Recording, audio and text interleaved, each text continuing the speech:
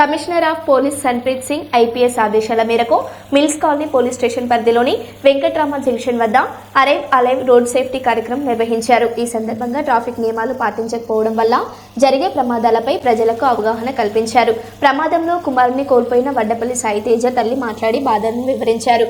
ప్రతి ఒక్కరూ తప్పనిసరిగా హెల్మెట్ ధరించి ట్రాఫిక్ నియమాలు పాటించాలని పోలీసులు సూచించారు.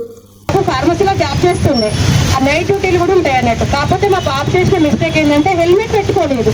డ్యూటీలోనే ఉన్నది కానీ హెల్మెట్ పెట్టుకోకపోతే అక్కడ నాగమయ్య ఖమ్మం దగ్గర బండి స్కిడ్ అయ్యి అది అతివేగంలో పోయిందో ఎట్లా పోయిందో తెలియదు, మేము చూడలేదు. నైట్ ఆ బండి స్కిడ్ అయ్యి అంత దూరం పడ్డాడు.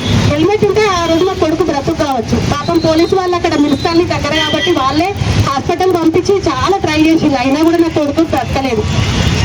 నేను సింగిల్ పేరెంట్, నా కొడుకు జాబ్ చేసి మా బిడ్డను బిఎస్సీ నర్సింగ్ చదివించుకున్నాం. ఇంకొక సంవత్సరం చదువు ఉన్నది. ఆయనకు యాక్సిడెంట్ అయ్యి 5 నిమిషాలలో ఇంటికి వస్తా అని చెప్పి నా కొడుకు చనిపోయింది, ఇంటికే రాలేదు.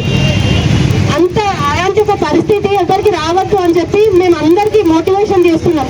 ఇట్లా వేగంగా వెళ్ళొద్దు, మీరు ఒక్కరు మీ వాళ్ళ పాటికి వాళ్ళు యాక్సిడెంట్ అయ్యి